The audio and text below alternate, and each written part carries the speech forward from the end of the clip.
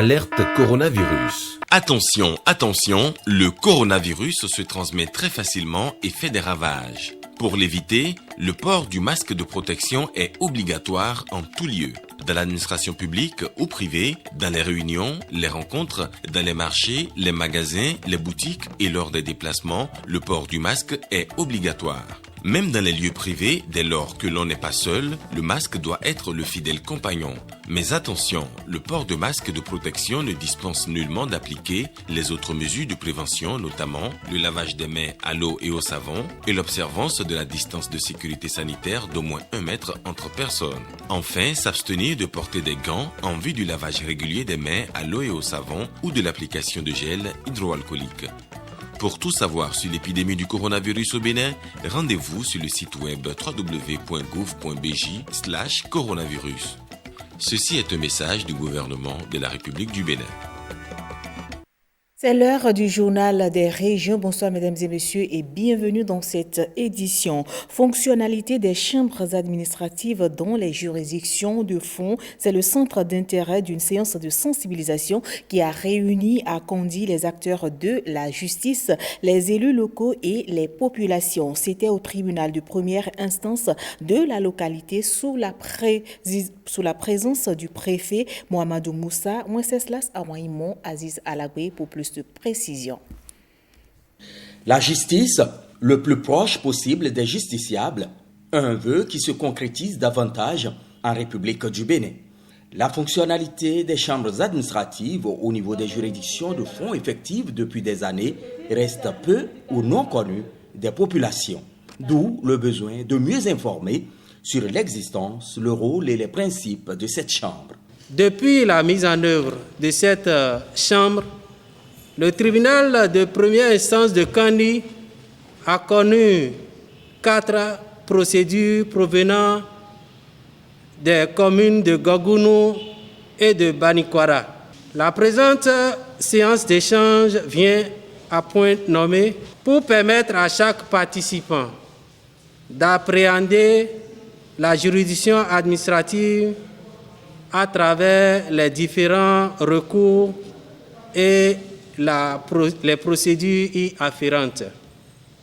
Malgré l'installation progressive des chambres administratives des juridictions de fond depuis 2016, les populations non informées ont continué à s'adresser soit à la Cour suprême, soit à d'autres structures. De la procédure et des préalables de saisine, de la nature des litiges et des délais réglementaires, tout est élucidé aux élus par les spécialistes du droit. L'effectivité de ce maillon de l'état de droit vient sans doute impacter la qualité de la gestion administrative dans le département. Aujourd'hui, les acquis sont là.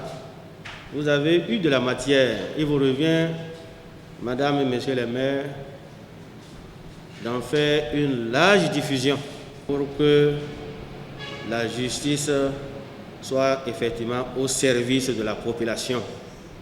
C'est un grand pas dans le système judiciaire. Nous sommes convaincus que les élus locaux vont restituer les acquis chacun à sa base. Nous allons jouer notre partition.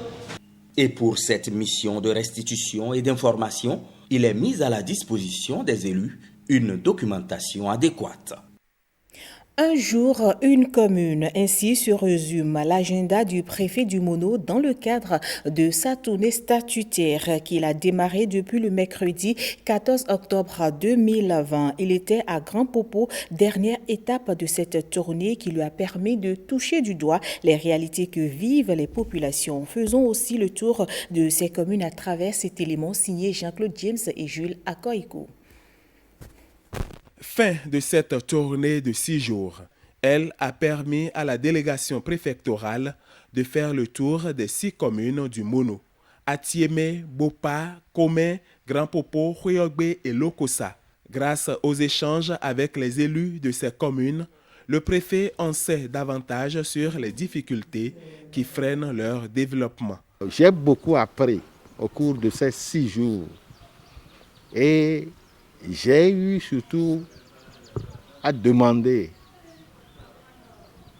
aux élus de faire fonctionner les organes infracommunaux, puisque ça fait partie des instructions du ministre en charge de la décentralisation. Et désormais, le développement est à la base.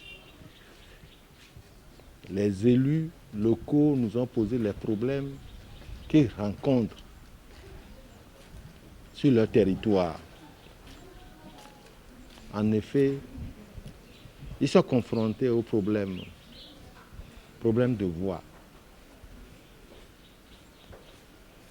c'est-à-dire dégradation des voies de desserte rurales surtout. Le secteur de l'éducation et celui de la santé n'ont pas été épargnés. Les écoles ne sont pas en bon état. Il a été relevé également aussi l'absentéisme de certains enseignants. Il a été relevé aussi des centres de santé sans agents qualifiés. Au plan environnemental et économique, la gestion des risques de catastrophe et la mobilisation des ressources par les communes n'ont pas échappé au préfet. Nous avons demandé aux maires de faire fonctionner la plateforme communale de réduction des risques de catastrophe. Nous avons demandé aussi aux maires d'œuvrer, de trouver des stratégies pour faire accroître les ressources propres de la commune. À chaque étape du périple, le point relatif aux réformes du gouvernement s'est invité dans les débats. Nous avons partagé avec la population, les élus locaux, les réformes majeures engagées par le chef de l'État et nous avions fait le point des réalisations inscrites dans le programme d'action du gouvernement. Un compte rendu fidèle sera fait à l'autorité compétente pour que des solutions soient trouvées. Mais le préfet insiste sur le fait qu'au niveau communal, il y a des réponses qu'on peut apporter à certains problèmes. Et de retour ici à Cotonou pour parler de l'installation des nouveaux membres du conseil d'administration de la Caisse nationale de sécurité sociale. La cérémonie est présidée par la ministre du Travail et de la fonction publique, Adigat Matisse, en application du décret numéro 2020-408 du 19 août 2020 portant nomination des membres du conseil d'administration de la Caisse nationale de sécurité. Le point avec François Zissou et Robert Copin-Edor. Sont nommés membres du conseil d'administration de la Caisse nationale de sécurité sociale, M. Urbain. C'est un conseil d'administration composé de 9 membres qui sont officiellement installés ici. Cette cérémonie répond à une prescription légale qui marque un nouveau départ dans la gouvernance de la Caisse nationale de sécurité sociale. Je voudrais, au nom du président de la République, chef de l'État, chef du gouvernement, M.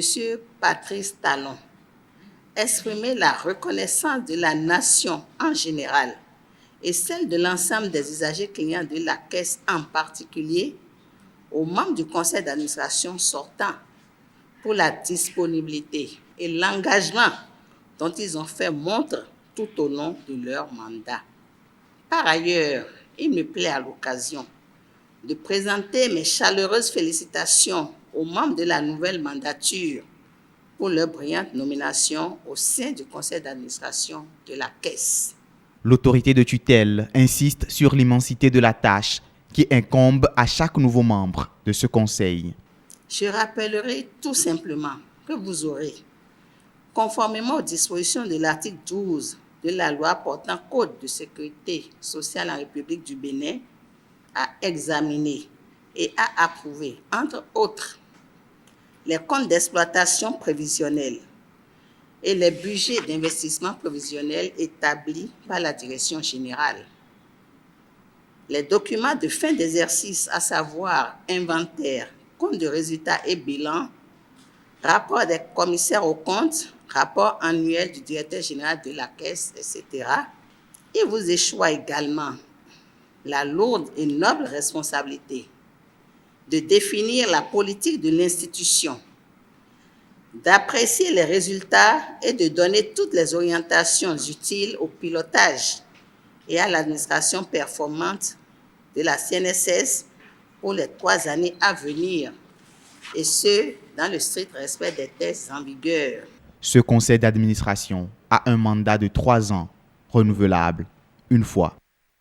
Les manifestations marquant le mois du consommation local se poursuivent. La ville de Cotonou a abrité une foire et cette initiative de la direction départementale de l'industrie et du commerce de l'Atlantique, soutenue par son ministre de tutelle. Suivez le reportage de Sadilas Linkmon et de Yves Agoudou-Kwesi, présenté par Lénaïque Bazao. Des légumes séchés emballés, du vin extrait de l'ananas et de petits colas embouteillés ici. Juste à côté, d'autres produits de fabrication locale. Tous ces articles made in Benin sont en exposition à cette rencontre d'échanges commerciaux du mois du consommation local. Les participants à cette foire font la découverte de ces merveilles du pays et marchandent les prix. Les gens l'adoptent, mais pour le moment, nous n'avons pas les moyens pour pouvoir faire une distribution vraiment à grande échelle pour aller dans tous les supermarchés. Les difficultés en ce temps de corona sont beaucoup plus liées au marché, à l'accès au marché, aussi bien ici que dans la sous-région. 18 forains béninois animent cette foire. Selon les autorités, le mois du consommation local vise à promouvoir les produits du terroir. Il faut que nous fassions une représentation schématique de vos produits afin de vous permettre de faire connaître les produits et de vous encourager davantage. En acceptant de consommer et de promouvoir nos produits locaux, nous donnons du travail et de la valeur à nos artisans, à nos industriels et à nos commerçants qui sont des porteurs et des créateurs de richesses et d'emplois. Il s'agit donc d'un intérêt économique et du développement de notre pays. Occasion pour la directrice en charge de l'industrie et du commerce dans l'Atlantique littoral d'annoncer une bonne nouvelle aux forains. Il s'agit de la mise en place progressive d'une politique en vue de permettre aux inventeurs béninois de fabriquer en abondance leurs produits et de répondre à la demande du marché. À présent, le dernier sujet de ce journal. Les acteurs du basketball béninois se sont donné rendez-vous à Parakou le week-end dernier pour se pencher sur plusieurs sujets relatifs à leur sport favori. Et après 6 heures d'échange, la gestion du président Ismaïl Onifade et de son comité exécutif a fini par recevoir l'approbation du Congrès fédéral. Patrick Ayadji, Olviga Messon pour le compte-rendu. Les débats ont été par moments houleux, mais à l'arrivée, le basketball béninois, trait d'union de tout ce beau monde, a fini par triompher. Des rapports sportifs et financiers de la saison écoulée au rapport des activités de la nouvelle saison, la gestion du comité exécutif d'Ismaïl Onifade a été approuvée par les congressistes. C'est une famille que vous savez très bien, est très intellectuelle et extrêmement pointue et critique sur ce qui se fait en matière de gestion de leur sport et également des détails. Ça n'a pas été un applaudissement sans question de compréhension ou de commentaire ou de critique, de correction de certaines choses. Mais vous vous êtes rendu compte également qu'à la fin, l'ensemble des acteurs sans exception a pu adopter les rapports d'activité et le point financier et le projet d'activité et financier pour la saison nouvelle qui va démarrer dès aujourd'hui. Donc nous allons faire les formalités et nous préparer pour être prêts. Dès que le gouvernement dit c'est bon, les conditions sont possibles, nous on doit être prêts. En attendant la levée des mesures barrières dans l'univers sportif béninois, le président de la Fédération béninoise de basketball déroule les chantiers sportifs phares qui attendent le Bénin en 2021. Il s'agit des activités de regroupement de la jeunesse, des jeunes. Et le Bénin doit abriter en mars, par la grâce de Dieu, une activité qui regroupe, disons, 150 jeunes environ venant de 15 à 16 pays du monde, organisée par FIBA Monde. Et à travers sa fondation, le Bénin va se faire remarquer lors des prochaines éliminatoires. Et pour ce qui concerne la Coupe d'Afrique des Nations, donc U16, U18, U20 et puis les seniors. C'est sans beaucoup de moyens que nous allons nous engager dans ces activités, mais le minimum pour l'accompagnement, je pense que le gouvernement nous l'apporte et va continuer à nous l'apporter pour qu'on puisse leur permettre réellement de bien représenter valablement le Bénin. Pour cette première à Parakou, l'icône Yann Maemi a exposé son projet de création d'un club professionnel de basketball au Bénin. Le joueur de la franchise Wizards de Washington ambitionne à long terme d'intégrer son club dans le gratin de la balle, la nouvelle compétition créée en Afrique pour tenter de rivaliser avec la NBA. Fin de ce journal, mesdames et messieurs. Merci de l'avoir suivi et ne décrochez surtout pas. Vous avez rendez-vous tout à l'heure avec Koudous Abdoulaye pour le journal de 20h.